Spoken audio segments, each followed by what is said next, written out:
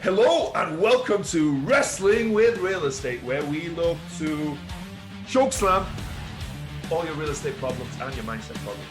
I'm your host, former WWE wrestler and Cirque du Soleil performer, and of course, multifamily real estate investor, Barri Griffiths. Now we're with Mandy McAllister and Austin Linney. What's going on, guys? How are you guys doing? Doing good. What are we going to talk about today, Mandy? We are going to talk about assigning meaning. So,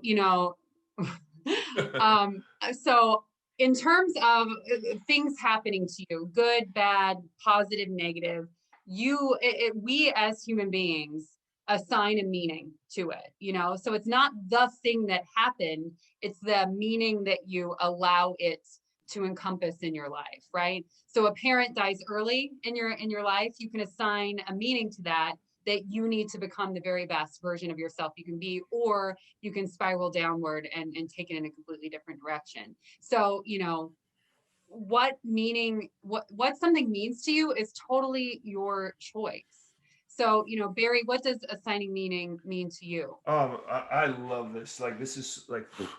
This can literally change your life, right? How you put this into context and how you apply this to your life, right? Is just can really change it. You get up in the morning, right? Am I having a good day or am I having a bad day, right? Did I sleep 2 hours? Is that a good thing? Is it a bad thing? You know what I mean? You can assign meaning to every little single thing that happens in the day. And the big things also, you can assign meaning to those. Like you said, even the worst case scenario, right? You can assign some kind of meaning and turn it into a positive. I've listened to so many tragic stories, but there'll be a person talking and saying, yeah, well, out of this, I've got this, or I refuse to let this define me, and I'm going to do this, this, and this. And they go on to bigger and better things because they decided and they assign meaning to it in a positive way, right? It's so important that we do this. It's like one thing I use, for example, of me is in real estate. When something bad happens, flood, tenant trashes the place, whatever it may be, right? Contractor runs off with all your money, whatever it may be. I tell myself I would rather be in real estate and have these problems than not be in real estate. Like, these are great problems to have. There would be people that would love to have these problems, and I'm happy to have these problems because it means I'm in real estate.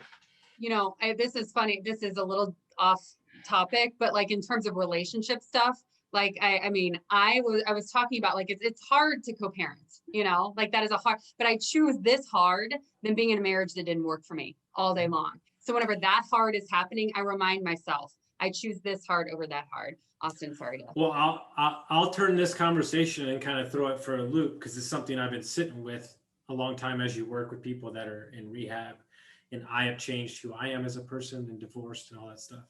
I think the bigger issue is obviously attachment, which is very needed because that matters on what we hold to it and meaning what we place with it. But more importantly, not giving ourselves or anybody around us the grace to change who they are because we've attached our meaning of who we think they are.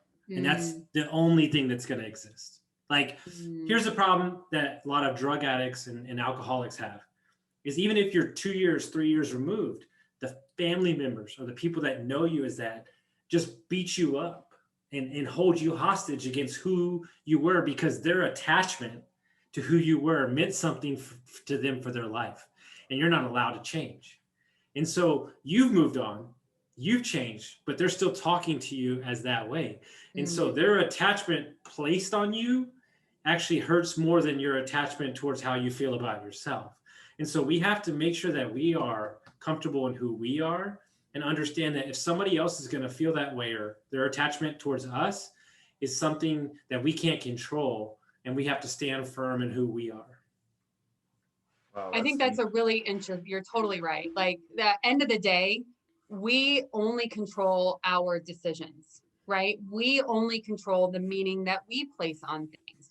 We do not have any control over what someone else puts on the meaning of something, right? So you've got to be very resolute in what your own decisions are. So the Latin root of decision is to cut off. So, once you've decided something, there is no more. That it's the moving forward and making that happen, but owning that it's just you who makes those decisions for that meaning and no one else. And that's a good thing, right? It's a good and a bad thing, right? It's unfortunate that people attach certain meanings to you and that might affect you negatively. But ultimately, we have that choice, right? We have that choice every day that whatever the situation, we have that choice how we react to it, how we attach that meaning to it, how we handle it. We have that choice every single day. And it's just amazing that the way you like, this is why this mindset stuff is so unbelievable to me, is just because just between the 2 years, right? And we all have different things in there. Mine's a little smaller than you two guys is, but that the brain power and whatever the headspace and whatever however you want to phrase that can decide what our life is like, right? Good, bad, indifferent, right? And we have that choice every day. And if we're able to work on it, like you two guys obviously have, and I'm trying as well, is to work on that. It can really, change our lives for the better. And it's just so crazy to me. Like literally, you have the choice sitting in by yourself in your house or wherever you are driving around. You have that choice to control your life and make it whatever you want it to be, just from the way that you think and the way you look at stuff, and attaching meaning to that is a huge part of that to me. So I'll walk you through a scenario in relation to what my rant that you said you love Friday.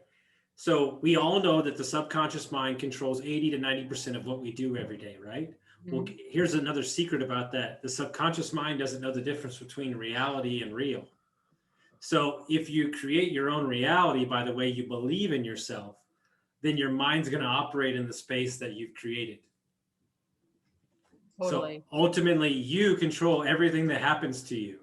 Mm-hmm. And I'll say it again. I've said it on every podcast I've been on. Aubrey Marcus was talking to Ed Milet, and he said, everything in life is a choice. When you realize that everything's a choice, then you move on about your day. You can make a choice to not eat. You will die. You can make a choice to not drink water. You will die, but it's still your choice.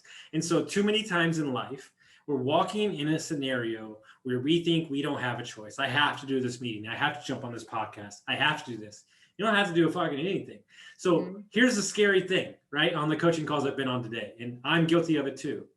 Where's the pressure coming from? Right here. That's it. So you control it. You control how you feel. You control what the pressure does to you. You control the attachment that you let the pressure do to you. And you can either step in and level up your life, because what you have to understand as a top performer is as you get better and better and your mindset gets better, your level of expectations of your standards of what you're doing get greater too.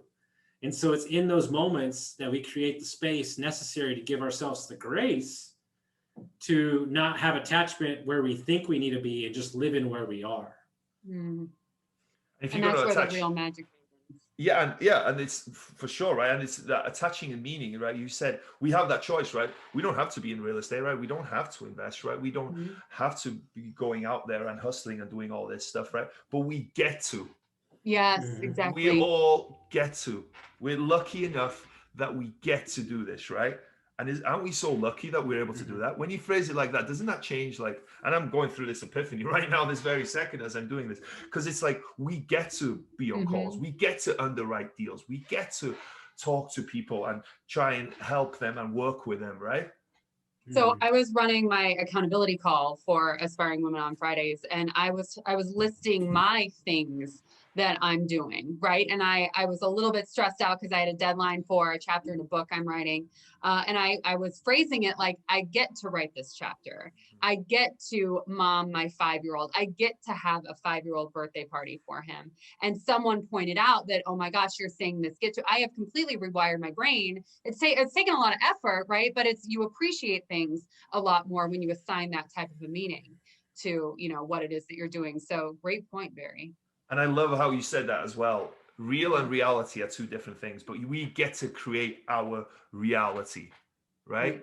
You talk about virtual reality, right? We get to create our own virtual reality, right? Every day we get to create and depict what our lives look like and what that reality looks like, right? Do I get up at 6 a.m. and is this worst day ever? Or do I get up at 6 a.m. and this is the best day ever? That's my reality. That's what I create. And ultimately, if we want to take it down to a word, right? That is the driving force between alphas and hard chargers, and the disconnect between our happiness is patience. Nobody wants to let organic things grow. Even me, like my business partner just a minute ago said, Austin, I get it. like you want to sell all these things, but we got to execute on the product first to make sure that we can deliver an aspect of a product that makes the investor what he needs. So we came up with a rule. We should use this in all of my businesses for me. We've got a stoplight. And when the light's on red, Austin can't do anything. When the light's on yellow, he can sell a little bit. When it's on green, you better be ready because I'm going. And so the same thing with Matthew McConaughey's book. There's green lights and red lights, right? That book. When your life is in a season of green lights, slam down the pedal. And if you're in a season where your life is having green light, red lights or yellow lights, take the grace to back up. See what meaning you're attaching to certain things and understand that you're actually creating your own animosity or attachment. You're creating it. We're all creating it. Mm-hmm. Because I spent 20 years as a victim and blaming the world for everything, it allows me to see it. And I realized somebody asked me, like, what's one of your special powers the other day? And I was like, talking to people in the victim mindset. I can get them out of it. Well, how can you get them out of it? Right. And so I'm going to tell you this, Mandy, because you're a coach. And I had this epiphany last week on one of the podcasts for Brain Dump. This is a true story. As a coach, should we be stressed out at all? And what I mean by that is my coach said this to me, you're only coaching what you've been through. So if you're only coaching what you've been through and those people find you, the universe sends them to you and you help these people, then everything that you need as a coach is within inside you already because you've already lived it. So there's no reason to be stressed. Well, and as a coach, we're only here to help bring out what's inside of someone. We're not creating anything. We're not making them something they're not, right? Yes. We're just helping, etch down all the, clear the mirror of all the soot so that people can see exactly the reflection that they are. So totally agree. It's up to you to assign the meaning. It's up to you to, clear the mirror so you can see things clearly. Love it. Boom. Great way to finish. But before we go, and we're a little deep in here now to start doing this, but we should have done it a long time ago. Mandy McAllister, how can people find you? Thanks, Bear. Best way to find me is on mandymcallister.com. Austin, how can they find you? Austin Linney, Instagram, Facebook, and a Construct Your Life podcast. Wrestlingwithrealestate.com. Boom. Thank you, everyone.